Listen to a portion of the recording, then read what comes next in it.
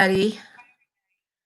Welcome to the closing event of the Vanport MOSAIC Festival, the virtual festival of 2020. There's been an amazing array of events, and the world has changed twice now since we began. And so we just want to share some words and some feelings and where we're at with you today, and thank the Vanport MOSAIC Festival for all the work that they've done. And also, we want to say that today, any donation that you make on the Vanport MOSAIC Festival will go directly to Don't Shoot PDX. I'd like to just briefly thank the poets who are joining us today. Juan Morales, Cervantes Morales, who's in Silverton. And as he's coming on, you're going to hear his voice, but you won't see an image because we're having some technical difficulties in connecting. Micah Fletcher, Pam K. Santos, and MOsley WOtta. They will do a short introduction of their work and themselves, but I just want to thank them because they've come into my life in one way or another, and thank them for sharing this moment with us. So we're calling this reading today, We Are America. And these are our voices and our realities and what we know. And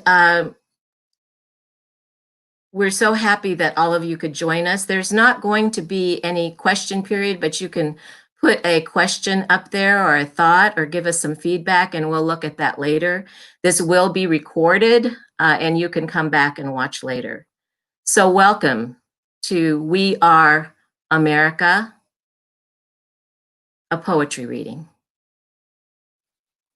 I read this poem and wrote this poem for an action that happened in June 2019 in partnership with Fort Sill and in Oklahoma, Japanese Americans who stand up against Never Again is Now, and Suru for Solidarity went down to Fort Sill after Dilley, Texas, to stand in solidarity with the immigrants, and particularly the children who were being held in those facilities that were once used in World War II for Japanese Americans.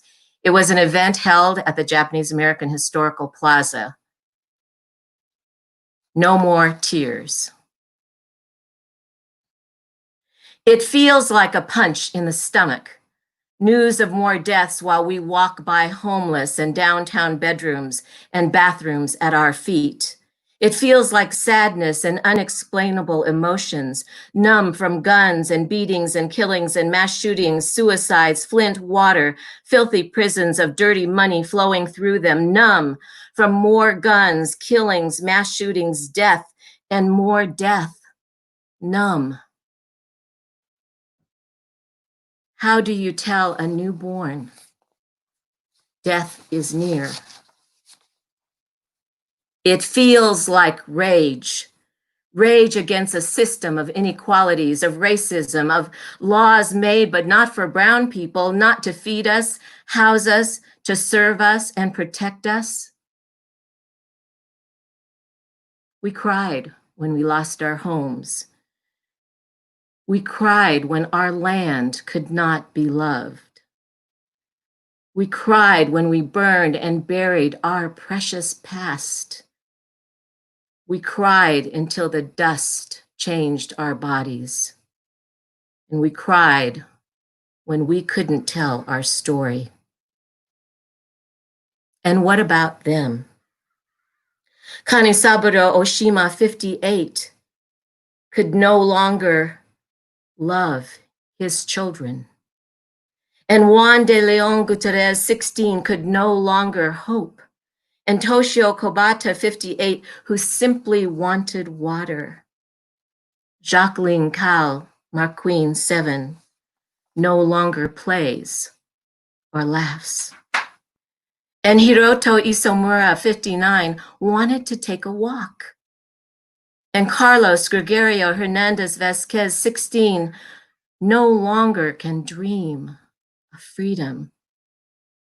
And James Ito, 17, can't help his parents rebuild. And Felipe Gomez Alonso 8 is not running after his ball. Katsuji Kanagawa 21 never met his American bride. And James Hatsuaki Wakasa 65 can no longer cook for the ones he loves. And Shoichi James Okamoto 30 stood up to inhumanity. The Geneva Convention never left Geneva. They were brothers, fathers, grandfathers, friends, sisters, one day mothers, grandmothers, and lovers. But what about us? What happens when we hold this pain? What happens to us who care, who feel, and live and die? Will our salty tears create a new ocean? Will our bonds and communities be stronger? Will our tears dry up? What happens when we have no more tears? Will our humanity be gone? I'd like to introduce to you, because you're only going to see a screen, but here, Juan Cervantes Morales. So I invite you to join us, Juan, and we'll be listening to your voice and seeing a picture of you, and we'll work on Silverton getting better reception.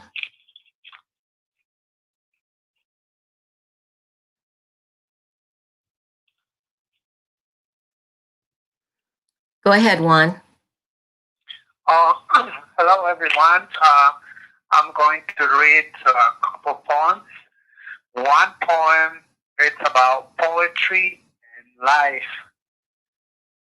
The title is The Last Instant. I don't ask you for more life, but for poetry. I don't want more than to feel the sun, the glance, the moon, reflecting in the moon of your eyes.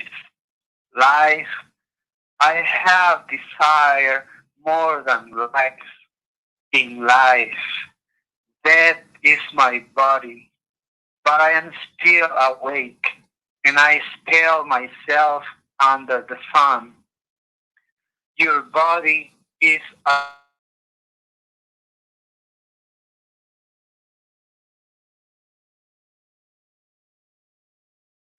and I read your eyes that read me. The other poem is about, it's called The Exile. I'm going to read the English version and then the Spanish. This is a man that was arrested and then he was put in jail. The Exile. And they asked me, where was my country? I have no country, I said. Then I asked, what is a country? They look at each other without saying anything. My country, it weren't treading now, like every day, I said. What is your name? I have no name. Your age? I have no age. They looked at me straight in my eyes, and they were about to say something in anger when I went on speaking. My name is nobody. I have just been born. I didn't have a name or age or country until now that someone asks me. You're under arrest, one of them finally said, discharging his anger like a dog when they have stolen his food. Now, lost in my thoughts, in the darkness, it is illegal too not to have a name, a country, or an age. El desterrado. Me preguntaron entonces que dónde era mi patria. No tengo patria, respondí. Y pregunté qué era la patria. Se miraron el uno al otro sin decir nada. Mi patria es donde piso ahora, como cada día, les dije. ¿Cuál es tu nombre? No tengo nombre. ¿Tu edad? No tengo edad. Me miraban fijamente a los ojos e irritados iban a decir algo cuando continué diciendo: me llamo nadie, acabo de nacer, no tenía nombre, ni edad, ni patria, hasta que alguien me lo pregunta. ¿Queda usted arrestado? Finalmente uno de ellos dijo, descargando su enojo, tal un perro le han robado la comida. Ya perdido en mis pensamientos, en la oscuridad. También es ilegal no tener nombre, ni patria, ni edad. Thank you. Thank you so much. And now Pam K. Santos.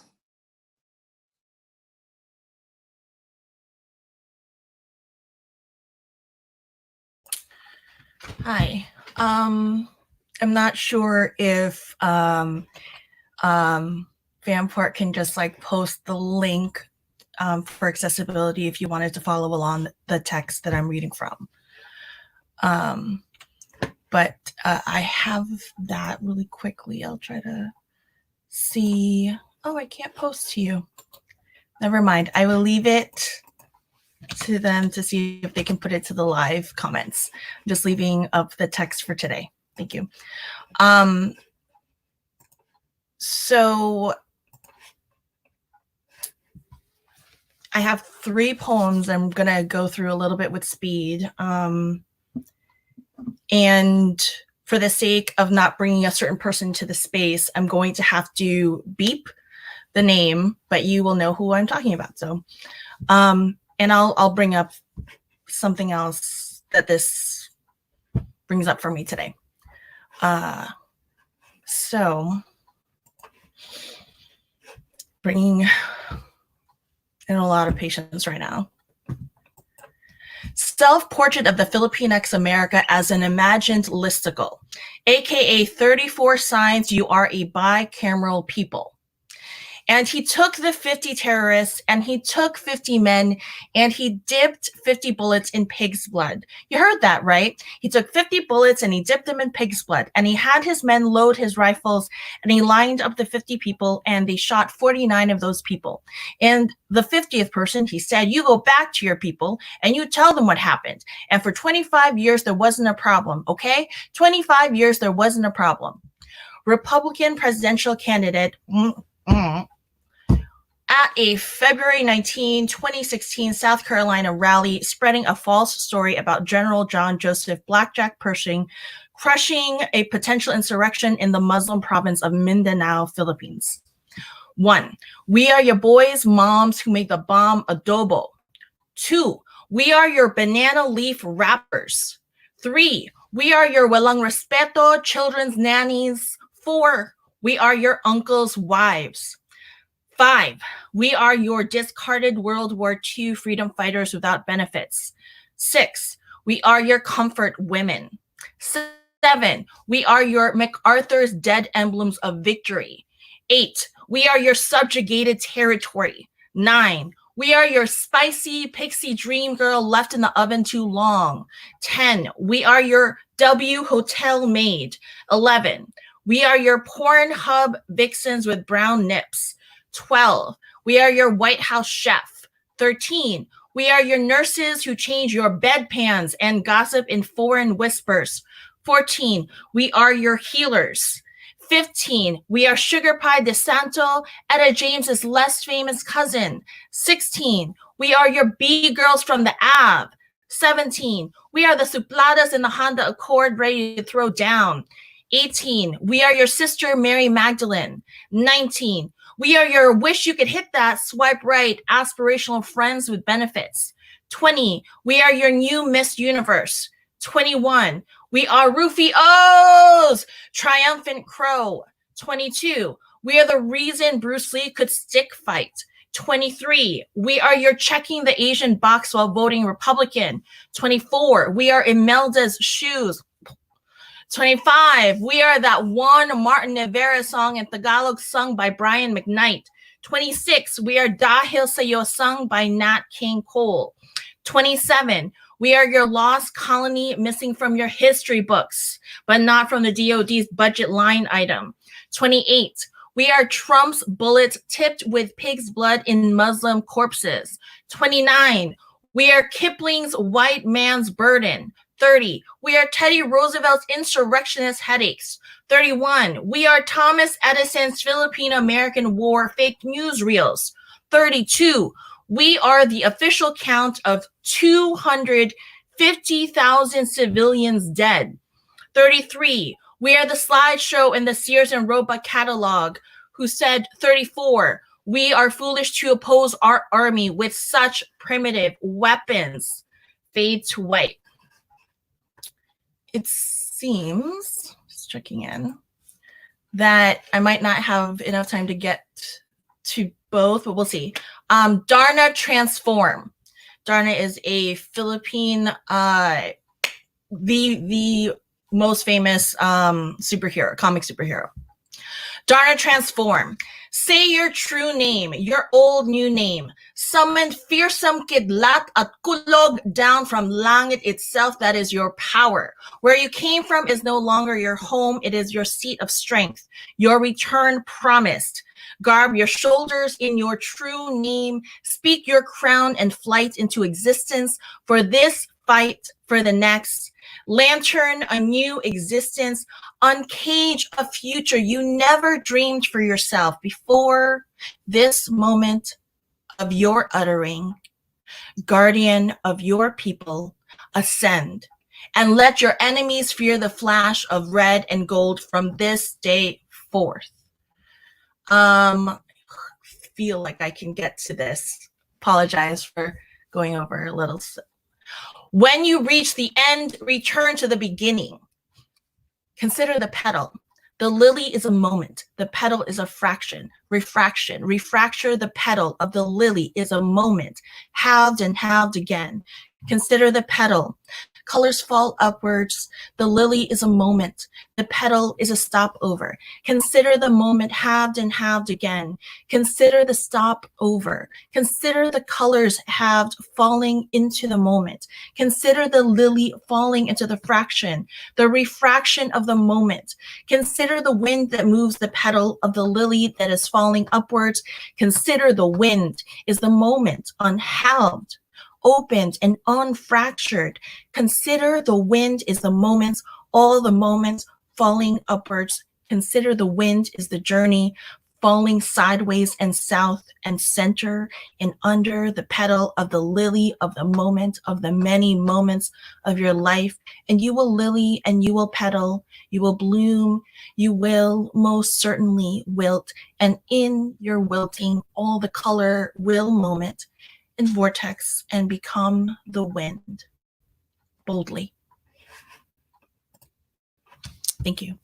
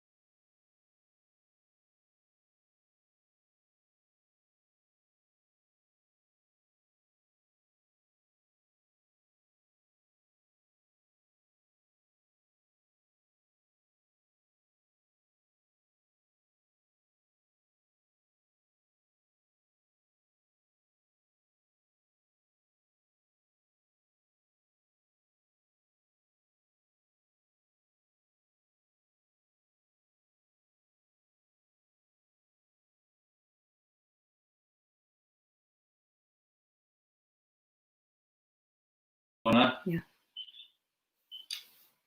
Hello, everyone. I'm sorry, we are having a little technical problem. So please stay with us, okay? These voices matter so much today. So don't leave. And we are going to try to bring back Micah. Micah, we couldn't hear you. So should we try again? Okay. Let's bring back, oh, Micah left completely. What about if we go with MOsley now, and then we'll try to figure out what's happening. Okay, hello. I'm going to do my best to not be emotionless, but very focused on the words I've written down, as they are sensitive for me to say, just within my own family, certainly, as anybody else who might hear them. But I think it's well enough laid out. So I will just read what I've written. What I have to say, in brief, is out of catalytic provocation, and not out of malice or insult or disrespect. It is the critique of a member, I should say, a critique from a member of one's family, saying with stern, loving rebuke, saying, finish your work before you go out and play. What I have as a suggestion is work. This is a critique that I have witnessed intellectuals offer each other in a discourse through debate to achieve the best idea, the best in oneself for the betterment of all. And even in saying this, you may forget the delicate and gentle introduction once you hear what it is I actually am offering and what I have to say. And I also need to recognize for myself, to give myself courage, so to speak, I am not alone in saying this. I'm merely of a lonely vanguard, speaking to the shadows of your flinching, regrettable ownership of deeds, actions, words, and stances that haunt you. I'm witnessing in my community people haunted by recent events and the past. To be clear, as this is evident, I suppose already, this is not entertainment. You may categorically place this as a poem, as poetry is often where we put what doesn't have a category. All the stuff that doesn't, we don't know where to put, we put it into poetry. So perhaps this is a poem. This is not entertainment, however, but a prescriptive step. We must have prescriptions after revolutions. We cannot simply have a revolution with no plan. Otherwise, things go back to the way they are. So this is a prescriptive step in a marathon that is your lifetime towards the tangible, applicable work of shifting your reality, shifting your narrative, shifting your trajectory, and embrace that most labor intensive, I wrote painful, but let's say labor intensive task of transformation away from a passive acceptance of your life and towards an activated, self-aware living. Now, to be clear, to the self-identified, so-called, taken from Malcolm X speeches and the like, so-called white brothers and sisters, I understand you may be kind and loving and generous and good. I say this with sincerity and not with sarcasm or cynicism here. I mean this very sincerely. To repeat, you may be, and let's say you are, when we are sure that you are kind and loving and generous and good, for as much as any of us can understand what good means. Having these qualities does not alleviate, reduce, or absolve you of racism. You have to understand, to identify as white is to perpetuate the ideology of superiority among one type of person over another based on melanin to avoid and distract against investigations of a classist system. In other words, succinctly put, if you think this is about race, then baby, go back to class. Please, I am begging you, question what it means to identify as white. Question the origins of this inaccurate term. Ask yourself, when did I first accept this as truth? Who gave this to you? How does it serve you? Who does it serve? Does it not prevent all of us from seeing you, hearing you, loving you? Please question this. Even, and I did not write this, but even if you find yourself back at the beginning, it's still identifying as white, please question it nonetheless. Please mourn the answers that you find. Do this as a body whole and find us standing with you, waking the passing of old ghosts. Thank you.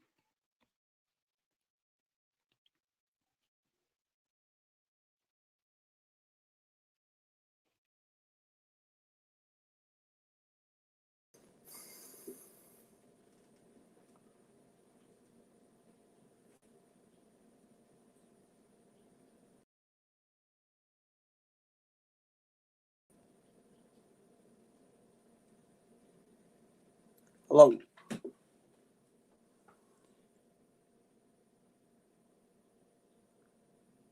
Can anybody hear me? Would anybody just respond in the chat if you're able to verify that I am currently audible? I'm looking at the comments now. Just verify that for me.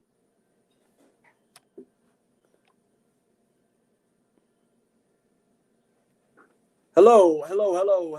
My name is Micah Fletcher. I am a local poet from the Portland Northwest metropolitan area.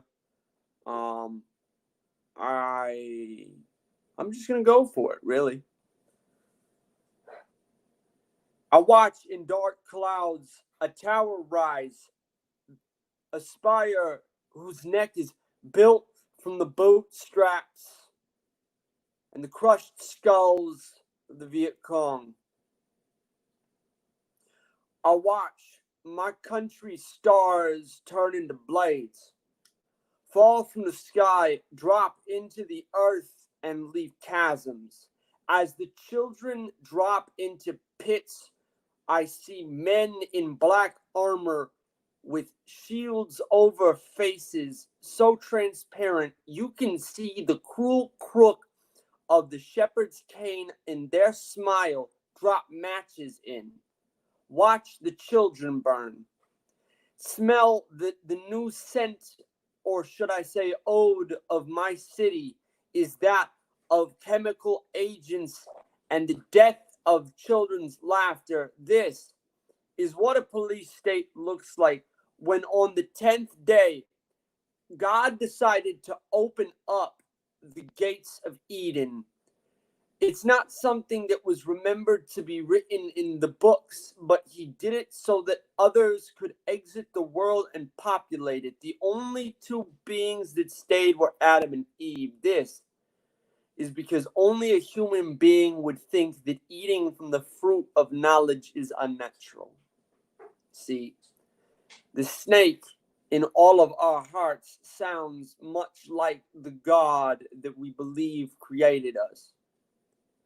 So when we find the inner coward explaining to us all of the millions of myriad justifications as to why it is okay for us to sit here and watch the spire rise from the clouds, watch the piled skulls of strangers we will never meet or understand continuously raise it so that some grand captain in the top observatory can look over the land and determine whether or not this is the US of A that you, me, and we are allowed to be a part of. When they ask you, are you a patriot? Respond, sir, I've never held a rifle.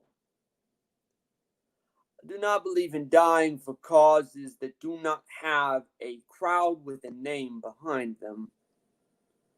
All of my heroes died next to their best friends, just like I might have the privilege to someday too. So when you ask me, When you ask me whether or not I am an American, do not ask in a tone anything less than the somber ring of a church bell in a graveyard. And one more for you.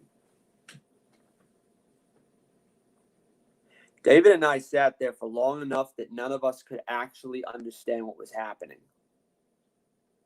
Long enough for people to understand that the silence between us was awkward. There was a God there. He was a broken man. David and I never knew each other. Predilection, just another reason and attempt for me. I am not the God at your funeral parlor. There are no strings attached here. Everything is on fire. Watch the world turn. David is telling me about this one time when his cousin robbed a liquor store and was arrested. David describes how his cousin, Daryl, gets pulled into the police car slowly, with ease. They put hands on his head. They make sure he doesn't end up hurt anymore. As they tuck him into the womb of his idea of perfection, he is fine now. And he does not leave there with anything close to even a semblance of a scraping. And I know that David wasn't trying to actually invoke the concept of destruction when he talked about why he didn't understand the rage of his friend DeAndre watching yet another person fall to the floor and never stand back up again. And all I could do is say, David, some questions don't need answers, David. Sometimes, when somebody hands you their fist like this and says, take and eat, this is my body, you just eat the flyer. You don't try to tell them how to put out the flame. Thank you very much.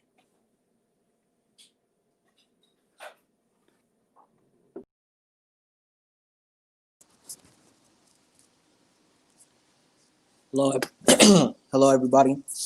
My name is Donovan Smith. Thank you to Vanport Mosaic for having me and all the other performers. I'm an artist and writer, event producer here in Portland. And I'm gonna do a verse from a song that I wrote. It's weird, I've never rapped sitting down, but just go for it too. Driving out to nature to remember we're human. In a land where they teach us the liberated, the stupid give the young golden calves, and now they praising the ruthless against our own interests, strangled by the mental Judas. Black jeans, sowing white seeds, often leaves us foolish. Shit is strange like a thief in the night. I'd be remiss if I didn't say the answers unite, but I know that shit's hard. Most of the bonds are hidden from sight. It's organized crime, just check the mirrors and the lights. It's like white hood magic, confined to drink supply to madness. Then point back laughing like, what happened? You know what the fuck happened? What's progress? Baby steps got us running in place. Would you tell Bruce he had a chance to get too sane? It's insane. Check the stats. Black wealth, mirror, and vacancy. Same place it was when we had the choice of slavery. Facts. So that is that verse. I encourage y'all to look into The Case for Reparations by Ta-Nehisi Coates. That's it.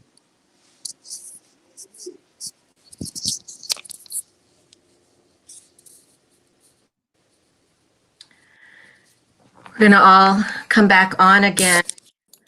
I want to thank Juan Morales and Pam K. Santos. All of their websites are available if you want to know more about them. Micah Fletcher, MOsley WOtta, and Donovan Smith, for taking your time today, for joining us and helping us heal. We're going to, I asked everybody to just share a thought, something that they would like to leave with you today. I know it's the end of the festival, and again, we all thank Vanport Mosaic for the wonderful work that they curated. Laura Forti and Andrew DeVigal curated throughout all of May. But since March, the world has changed. And since Monday, the world has changed again. And what I want to say is more of a question, what I've been thinking about. So if your children, you can hear Micah typing. We can hear Micah typing. Hang on, Micah. So my last question for you, and people may have a statement or a question, is I'm looking at the young people, and they're my children and my grandchildren ages out there. How would you feel if your child or if your grandchild was being attacked, being run over, have bullets in their face? How would you feel? And what would you do?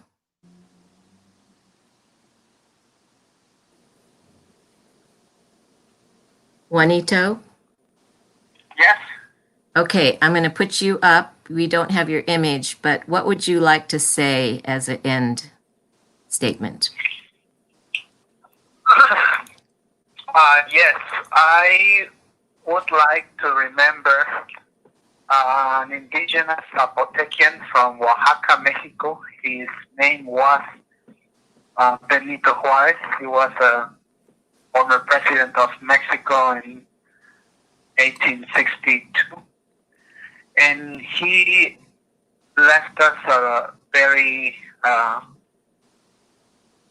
important message for us, for everyone, but we as Mexicans, we remember him. And I'm going to say this phrase in English and in Spanish too. Let's see if I can have the closest translation. And I will say it in Spanish first. Entre los individuos como entre las naciones, el respeto al derecho ajeno es la paz. Among individuals, as among nations, respect for the rights of others is peace. Thank you. Thank you so much. Micah?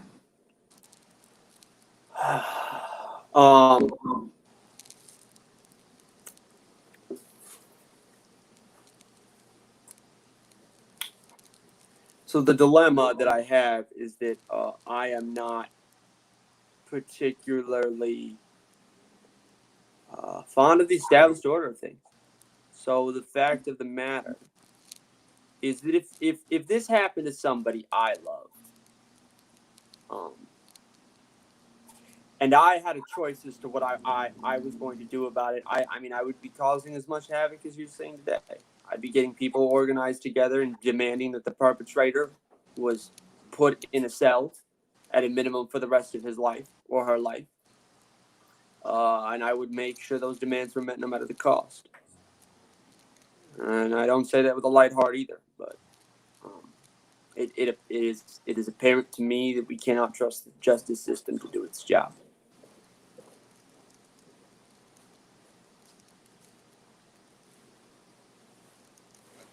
Pam? Just a lot of gratitude to everybody.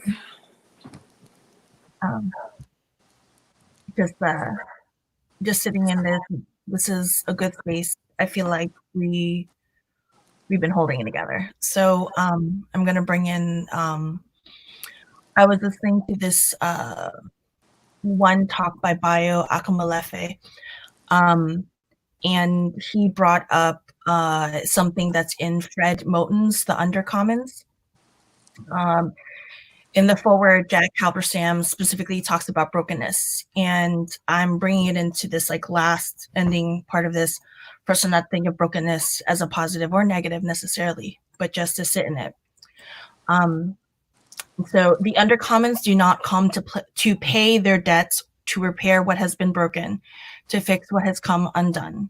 If you want to know what the Undercommons wants, what Moten and Harney want, what Black people, Indigenous peoples, queers, and poor people want, what we who cohabit in the space of the Undercommons want, is this: we cannot be satisfied with the recognition and acknowledgement generated by the very system that denies A, that anything was ever broken, and B, that we deserved to be the broken part.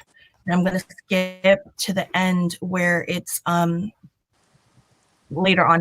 We cannot say what new structures will replace the ones we live with yet, because once we have torn shit down, we will inevitably see more and see differently and feel a new sense of wanting and being and becoming.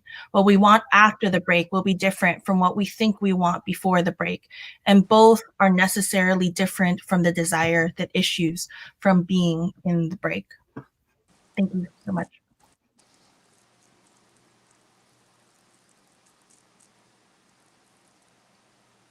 Donovan? Yeah, I'm struggling too to find exactly what the right words are in this moment. I think with everybody talking about a new normal, it can, this pandemic in and of itself, it gives a big opportunity, right, to give some frameworks for things that people have been talking about for years, like don't throw people out on the streets when they can't make rent. I mean, people got $1,200 from big government now. So when we talk about things like universal basic income, there's more framework for things like that. But I also wouldn't get caught up in some utopian idea of what new normal is. I think this place, meaning this country, is and this state are built off such hatred, and people who have positions of power, aren't gonna suddenly make mass shifts just because the globe was affected. So I think it's on us to organize within ourselves first and foremost. I think it's important to get with other people who have already been doing things and plug in with them. Get with people that you love, tap in with them, and figure out what ways make sense for your life to make other people's lives better. But yeah, don't get caught up in some utopian new normal, because that's not it.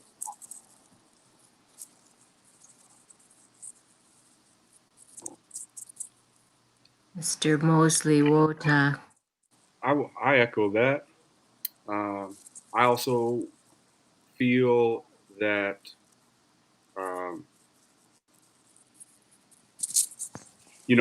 as I've heard said multiple times now, history at its worst is a circle, at its best is a spiral.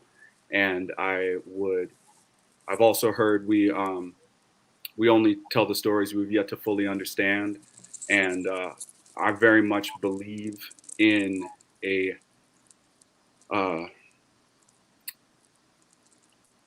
constant sort of repetition until we get it through our knuckleheads, what our real issues are, what our real priorities are, and the daily kind of quiet revolutions that have to happen. We are going to be for some time in a system that continues to provide us with its own beliefs, and it's very important that we continue to surround ourselves with individuals who don't necessarily believe what we believe as much as help us enable to learn how we learn. I think it's very important that we understand for ourselves how we learn best and in what ways we might self-educate, assuming that we cannot rely on or trust the systems that be to do that. And I think oftentimes what we find is that we are very loving, but very naive creatures. And being loving is not enough. And the work of re-education and transformation is very difficult. And the kind of freedom I think that we talk about ideologically is, for some folks, are willing to go the distance, and then a lot of folks are going to just slide into what is comfortable. I do not think comfort is the top priority. I think health is the top priority. Again, I want to thank everyone here today for taking your time to sharing some and closing out today during this historic moment that we've been going through. And we've seen all parts of humanity during this time too. We've seen the goodness of how people can step up for other people and take care of each other. We've seen how our actions can clear the earth.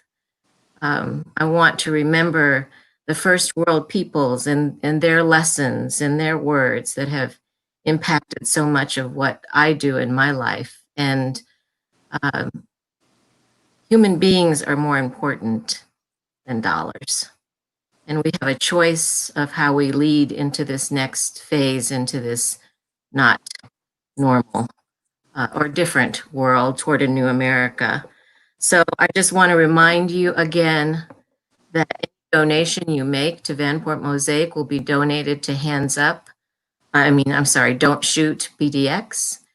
And there are efforts afoot to bring back the Interstate Firehouse Cultural Center, which was a home for many artists of color, led by many African-American artists. And also we want to see the Albina Arts Center come back, a home for art in Northeast Portland. Once again, thank you so much, Vanport Mosaic. Thank you, Laura Forti, for curating this event. And thank you all, and be safe out there, and know that we're holding hands and together.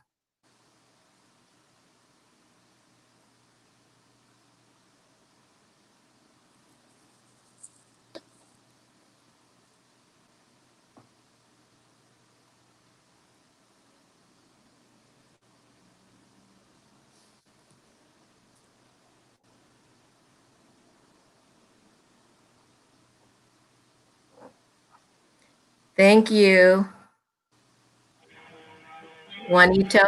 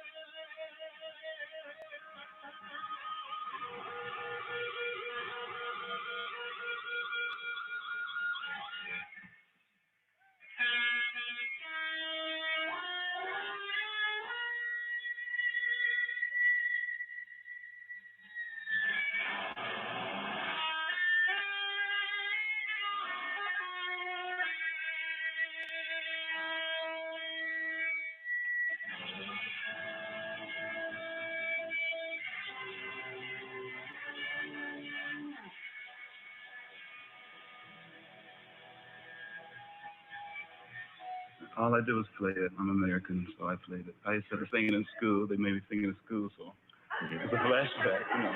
I know about it. This man was in the 101st Airborne, so when you write your nasty letters in, Nasty letters. Wow, right. you've been Well, trying hard. when you mention the national anthem and talk about playing it in any unorthodox way, you immediately get a guaranteed percentage of hate mail from people who say, "How dare anyone?" That's not unorthodox. It isn't unorthodox? No. I thought it was beautiful. But then there you go.